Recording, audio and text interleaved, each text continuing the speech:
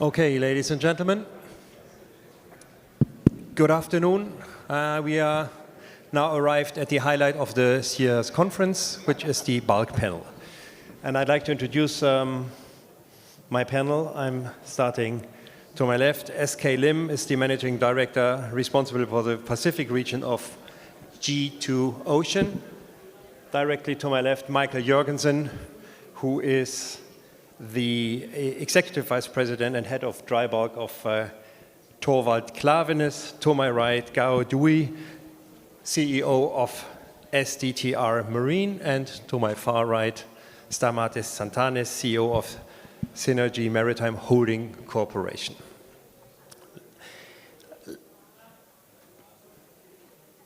Let's start with the markets. I was hesitant because I thought, should we just continue the discussion we just heard from the ship owner's perspective, because we have 4 ship owners sitting here, but we're coming to that in a minute. Tariffs and other black swans sailing along. But let's start with the markets, maybe with you, Michael. Give us a brief outlook from the ship owner's perspective. What is your expectation on the dry bulk market, also under consideration of supply of new builds? Yes, so the general consideration coming through what we believe is a fairly tough 25. I think early in the year we were struggling. I'm already back talking about tariffs. I know you said we should wait, but anyway, it's difficult. Early in the year, traders weren't comfortable, not enough volumes were moving, meaning that the last 15% of volumes were not really pushing. Now we've seen what we always do in shipping. We always end up at an equilibrium. Things are moving. We buy from different countries. We sell to different countries. So the big example right now, more grain moving from Brazil to China than there has been before. That is longer ton miles, and that's helping the market. So all in all, we always end at an equilibrium. More long term, yeah, the forward curves are fairly low. We are very positive on our side, mainly because the fleet is getting old and the demand is still pretty good. We can get into more details later, but yeah, that's the short of it. Let's go in the details. Anything to add from your end? Dehui? Yeah. Overall, I think the next 2 years we expected the market, probably the tonnage and the supply exceeds the demand. So I'm a little bearish about the futures market. This year we can find the commodity import like China. The China imports the grain decreased 19% and the coal 12%. Even iron ore also declined some, and Indian coal import also declined. This summer market is quite good. Is market good? I think is a short-term pushing. Yeah, I see overall my opinions. And how about the Capesize market? Well, the Capesize market has recovered quite surprisingly well, to be honest. And as a general comment, let's see what we have priced in the market right now. We have a war. We have a couple of wars, actually. We have the worst Chinese housing market of the last 3-4 years, so that's priced in as well. We have tariffs, that's also priced in, and the market is holding up quite well. So having all these colossal geopolitical factors being priced in the market and being at these levels, I think we're in pretty decent shape. We can't get around all these geopolitical points. I thought we have a quiet discussion about markets and trade routes and so on and so forth, but no, we're coming back to all that. So what is your top #1 black swan event this year so far, where you say has the most influence on your business? I think for us there's been the US tariff and Trump, of course. We have seen trade shifting, right? We have ship booking cargo, let's say from India to US, and then suddenly the 50% tariff comes on, the customer says, sorry, I can't afford to pay, so I'm canceling. So the last few months has been very exciting. We actually see cargo moving from one trade to another trade, because we are not 100% dry bulk, we are break bulk. So we do dry, we do break bulk, we do project cargo, so we're a bit of a mix of a few segments. So we really see it shifting, and it's been exciting. I mean, this year, we started the year, was a bit cautious. First half ended to be not bad. And then July, we say, okay, third quarter could be a bit challenging, but we're doing okay. And now as we head into the fourth quarter, we are quite optimistic. quite optimistic. Do you all agree, or do you have other black swans you prioritize over what SK just said? Well, we're also very optimistic, and we're also optimistic for 2026 and 2027 as well. We take demand, to be honest, kind of as a given, you know, having had all these uncertainties in place. But what really differentiates our sector, at least, is the fact that we have the lowest order book of the last 25 years and a very aging fleet. So the black swan for us is always oversupply. And not having to worry about the most important factor of, you know, dropping the market down to its knees, which is oversupply, that makes us feel very, very confident.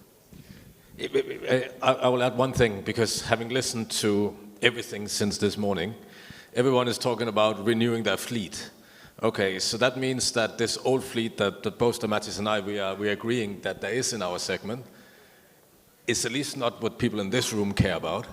That means that no one is really going to invest into those old ships and help them to trade better and actually do a job in the market. With that being said, no new, but limited new dry bulk ships. We don't really care for 50% of our fleet, which would be 15 plus. Okay, if you have a fleet below 15, okay, go for it. This is going to be interesting. We could get quite a ride. Well, but that's actually a very good point. And for us, 15, and I wish the same stands for the charterers, 15 is just a number. I mean, we don't really see any material changes in ships that are 15 years old or even 20 years old. We recently sold one of our 20-year-old ships, which was trading perfectly. The consumption was like compared even to a 5-year-old ship. And we had to sell her because it had become not competitive commercial-wise. And I'm very sad to say that. I mean, why do you replace fleet when you don't really have to? Agree. But excuse me, you just said there's an aging fleet. You said there's the next 2 to 3 years brilliant markets. Why don't you order ships to harvest that? What's wrong with you guys in the bulk industry? Oh, we have a plan. I have to tell everyone. So SK. We do have plans. We have 10 new builds on order. But I think for the bankers here, right, you know, it's quite interesting, right? Because the whole morning I was here listening to financing, you know, bankers, etc. But ultimately, right, the owners need to make money, right? The owners need to make money. And I think what is interesting right now in the entire shipping business is that if you look 5, 10, 15, 20 years from now, the ships that you order today may no longer be, you can't operate anymore with all these regulations coming online, right? So as financiers, what you should be focusing on right now is regulation, decarb, and not really on, you know, okay, how much money do you want to lend, because the entire shipping industry, or most probably, is going to change drastically. I love this story, right? You know, prior to 2020, IMO 2020, bunkering was never a problem for every ship owner, every operator. We go anywhere, we can bunker heavy fuel oil. Then comes IMO 2020, we go for low sulfur. Some owners, they say, okay, I'll install scrubbers so I can continue to burn HFO. Now by 2030, 2050, it's a completely different playing field, right? If you have a vessel, dry bulk vessel, if you're only burning a specific fuel, you're going from A to B, and then suddenly you get a charter to go to C, but you can't bunker that in C because they don't have availability, right? So fuel availability, what fuel to use in the next 10, 15, 20 years is going to be the number one issue for most ship owners and operators, unless, okay, if you're a container operator, you go A to B, you can go LNG, you know where to do bunkering. But if you are a tram operator, whether you're dry bulk or tankers, it's a huge problem. We are rushing through all these topics, one through another, which is very lively discussions. Can you explain to me why, provided what Adam Kent showed us earlier is correct, why the new building bulk ships on order, there's hardly any dual fuel or kind modern propulsion ships ordered, but only the old stuff? Is that, tell me why. Okay, yeah, I think next month is MEPC meeting will hold in, and I think the roadmap will be more clear. I think the net zero framework will be adopted. And it's make everything very clear. Recently we did sensitivity analysis together with CCS, Chinese Classification Society. In our research, use SDTR data about vessel performance for commercial fuel vessels, we found the conclusion is before 2030, for our fleet, our conventional fuel fleet, we just use the biofuel to comply with the rules. And after 2030 and 2036, and green methanol will be more cost-effective. And after 2036, I think the green ammonia will be more economical, is an economical choice. This is current our research. We have set some target price for futures. We consider about green electricity developed in China dramatically, the price will come down dramatically, and green methanol, green ammonia price will coming down.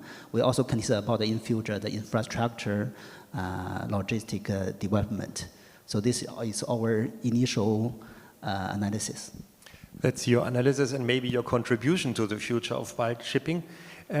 So would the impression be wrong that the current generation of CEOs in bulk shipping and management are delaying decisions and leave that for the next generation? Thank you. I think you pretty much nailed it with that.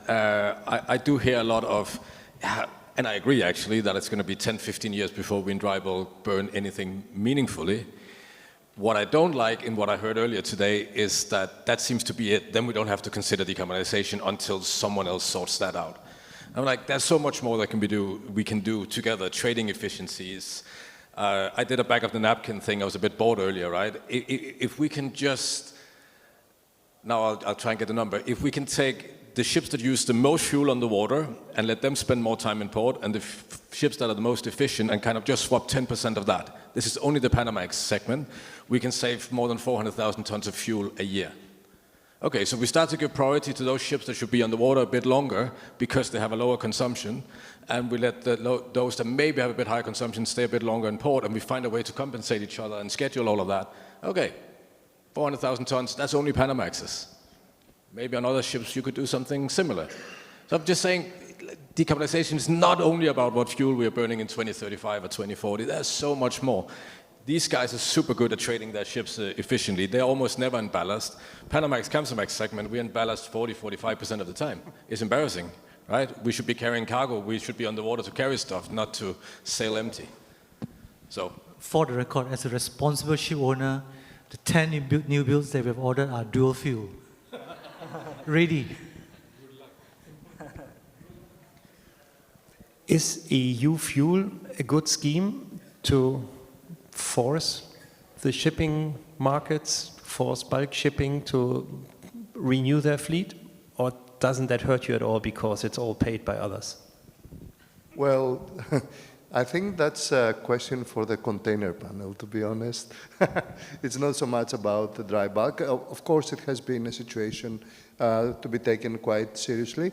However, we would prefer to pay the tax as far as we're concerned, because we don't call Europe so much. And we would rather wait and then decide what to do into the future. But this is not really peer pressure for us to do anything. Sorry, Stefan, you know, on the container liners, right? They made so much money during COVID years. They made more money in the 2 years, in the 40 years of containerization. So they are the ones right now who can afford to order these LNG fuel vessels, right? Can you imagine if we didn't have COVID, would these LNG container vessels be operating right now? Because container liners, look, right now, because of Red Sea, they're still making money. Tomorrow, if the Houthi says, okay, we stop all this Red Sea bombing, you see where the container race goes. Can we get the container guys back on the panel, please? That would be very nice, that we can start the discussion. That is now segment blaming. I like that very much. But tell me then, feel very sorry for you and all the other bulk carriers that you don't earn money. The little money you make in bulk ship operation, by trading or by selling high, buying low? we are traditional Norwegian family shipping owners. We operate the ships, we order a ship, we operate till the end of life. Proud to say that, we still have ships that are running very well at 33 years old.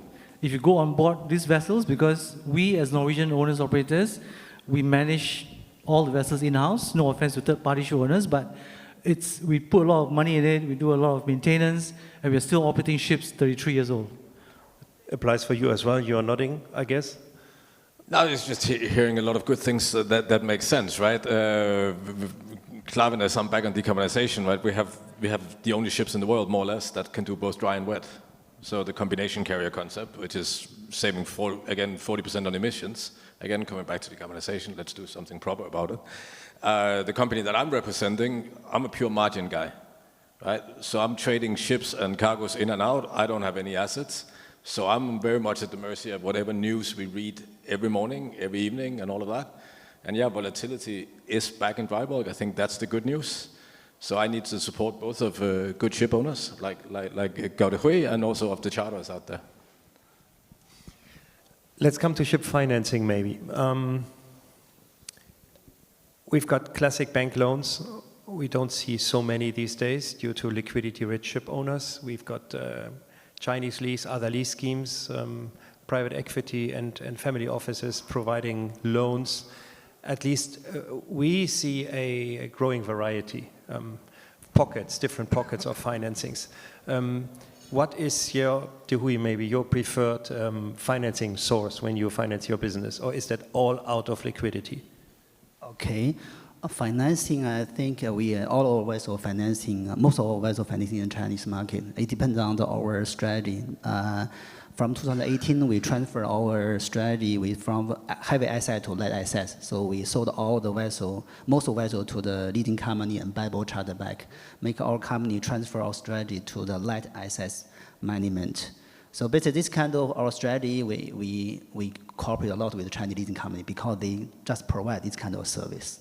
So it depends on different companies have a different strategy to make decision who you need to cooperate with, what kind of leasing company. Yeah. And Stamatis, all US dollar financings for you? You see discussions, you're having any discussions about financing in other currency? Probably not for your type of ships, right? No. And we're very, very well diversified as far as the sources of debt are concerned. I think that the overall finance market has one of the best depths we have seen for the last 20 years. I mean, we haven't seen this kind of diversity and depth in the debt capital markets since, let's say, the super cycle of 2004, 2008. I hope it remains, and I hope that we'll not see any bad surprises. But there's so much funding available from the Far East, from Europe, from the US, from the Nordic markets.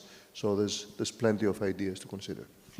You guys ever considered financing in non-US dollar, like Euro, RMB, or anything like that? Sing dollar?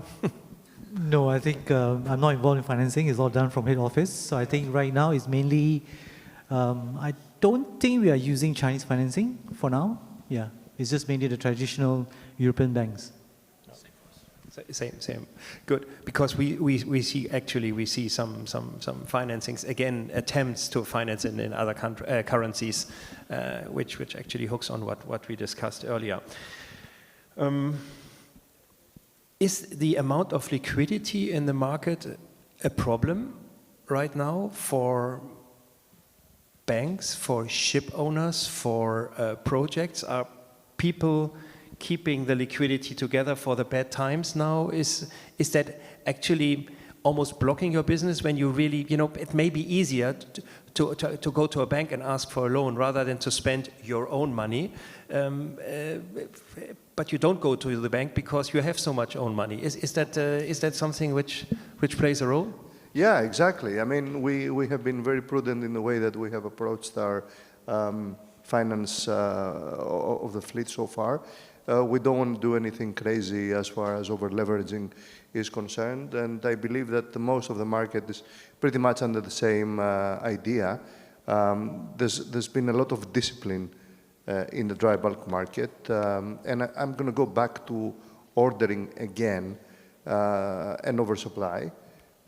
in order to start worrying about anything, you will need to see weaker owners start to place huge orders like 10 plus 10 plus 10, like those that we were used to see, at the end of the beginning of the financial crisis. So we don't see that happening, and I believe there's plenty of capital. So as long as everything stays between the 50 and 60% leverage, I think we're going to be in very good shape. Yeah.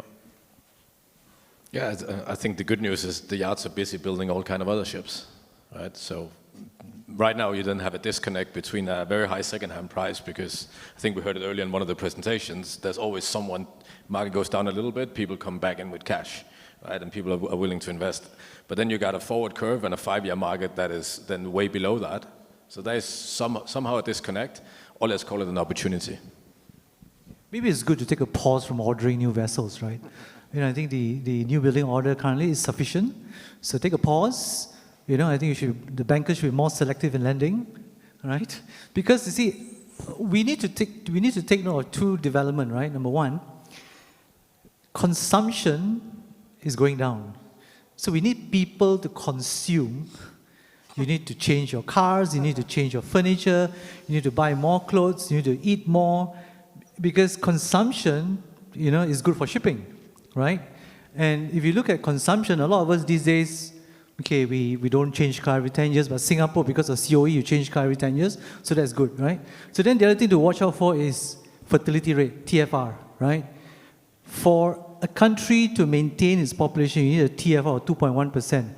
Everywhere in the world, except for Africa and certain parts of Middle East, I think it's way below. Korea is 0.7. As population decreases, the growth decreases, and eventually shrinks, demand for goods will reduce. If demand for goods reduce, demand for shipping will reduce. So all of us need to consume more and have more kids. It's an interesting twist this discussion is giving to this conference, but that's absolutely okay. Changing topics. I assume everybody of you has one or more persons being responsible for your computer, so a kind of system administrator, computer department, IT department, but who's got a dedicated AI department, or at least person in his companies? We've just launched internal AI program for everyone. So there's actually one dedicated person in our IT department. What we are trying to do, though, is to challenge our people to not just do something that spend 2 hours doing something that saves you 1 minute in every day for the next, 100 days, because then we've achieved nothing.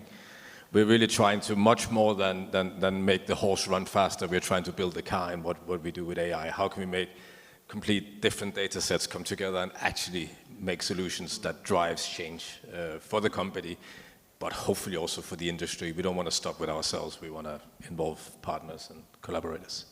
How about the others? I'm really curious. What are you investing, or what are you doing in AI? Is there anything? We are starting. We're looking into some programs to how do we improve, let's say, a simple thing like stowage, for example, vessel planning, vessel routing. So we're doing all that right now. We have an innovation department that looks into this. And then we go to the company and say, look, anyone has any bright idea? How can you save time? Are you doing something that you think you don't have to do, or whatever you're doing can be automated? Then that's how we start. What about you? For our company, we use AI technology mainly on our vessel operations. We from 2 years ago, we cooperate with a Chinese design company, Starry. They have the DOS system. We cooperate with them especially for the Australia to China route. We use the AI technology to optimize the speed consumption, to monitor the main engine performance. So mainly SDTR currently we mainly use SI in the operation. Other AI probably use the ChatGPT to make a PPT like this. But I think it's a long way to go for AI technology. AI, we can improve our efficiency, but but some other things, we still use our judgment experience. Probably we still a long way to go, I mean. And you, Stamatis?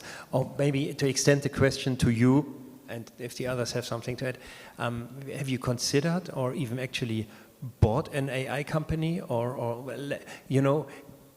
other than partnering with another ship owner or another service provider, just buying into AI to see what's going on there and to boost your business? Well, that's a great question, and the answer is actually yes. But let me get into that. We have been using AI and, of course, the fleet optimization since 2015, and over the last few years, we have been helping the development of a lot of platforms by assisting and providing our own intelligence in order to build the so-called AI. But recently, and when I say recently, I mean now in 2025, we have been approached with 2 companies, one of which I believe it's likely going to become a unicorn. And we have invested heavily. We took an equity stake in respect of AI, and that is going to assist us both in operations and technical management of the fleet quite substantially. So the answer is yes, we have taken an equity stake in 2 companies. One, I believe, is going to go very, very well. The flip side is that I believe that some of the people, not from our office, but if that gets widely accepted and approved by a number of companies, which I think it will, because it's a no-brainer. If you see how it works, it's shocking. It's shocking how that adds value to the company. But I'm afraid that the future effect of that is potentially to replace people from the office, not on the ships. The discipline it provides, the way that it organizes things, and the way that it provides solutions to the ship now that it's in the very beginning of the development of AI. Once that gets rolling 2 or 3 years down the road, I'm very much afraid that it's going to start replacing some people at the office. Some. Not in ours, but a lot of people may opt into replacing people with AI. All right. The legal services market is set to lose about, to get rid of 50% of the employed lawyers because of AI, because AI is going to take over a lot.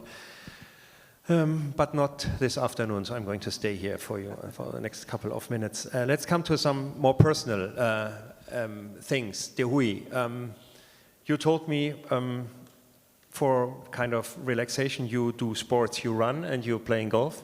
But more importantly, you are the honorary chairman of the Singapore Aru Society, is that right? And for those who don't know it, he's going to explain it to you what it is. He plays an instrument. This is a Chinese instrument, 二胡. R means 2. It's a 2-string. It's very conventional. Yeah, he know 二胡, right? Okay. I think so.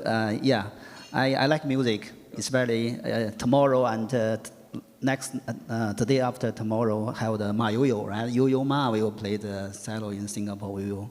Ma Yo-Yo concert. I like it very much. Playing 二胡is for me, it's quite relaxed music. Especially for shipping, we need to think every day. I at home, come back home, I play 15 minutes, 20 minutes. It's really helpful for me. So it's more relaxing than running 8K? Yeah, it's relaxed because you use 2 hands, left and right. Need to coordinate smoothly. It's quite challengeable. So it's good for me. Yesterday, I met one CEO of shipping company. He's Indian. He told me, Ms. Gao, can you find a teacher for me? I also learn 二胡, so I'm finding a teacher for him now. After 3 years, probably one Indian shipping entrepreneur will play 二胡for you, probably. Stamatis, you're playing tennis 3-4 times a week. He's even doing CrossFit, but you're looking back to an enormous career in water skiing. Tell us about it.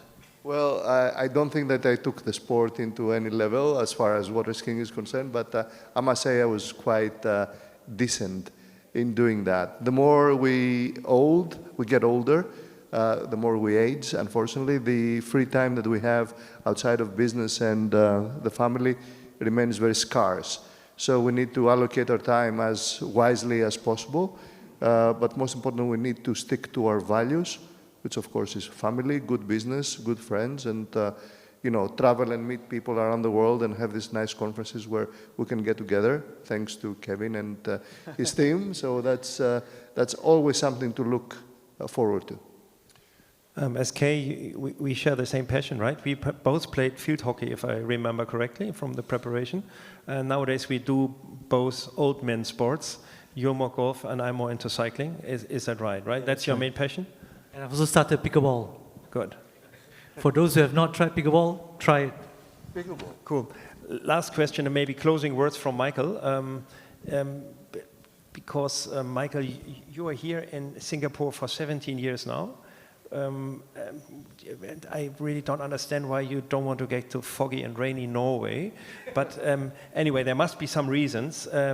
Besides that, you are the manager of the Scandinavian soccer teams in Singapore, and you yourself play soccer in the old men's team. So why Singapore? What makes it different? Is the office space easier available? Employees easier available? Less expensive compared to, for instance, Norway or other European countries? I've been in Asia for 25 years. I was in China before Singapore, so I'm stuck in Asia. There's more business here, more stuff happening.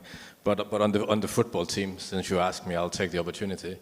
I'm going for a charity football tournament in Nepal next week. Nepal. So anyone, find me on LinkedIn if you want to support a good cause. We're rebuilding some schools over there after some earthquakes back 10 years ago. So find me on LinkedIn.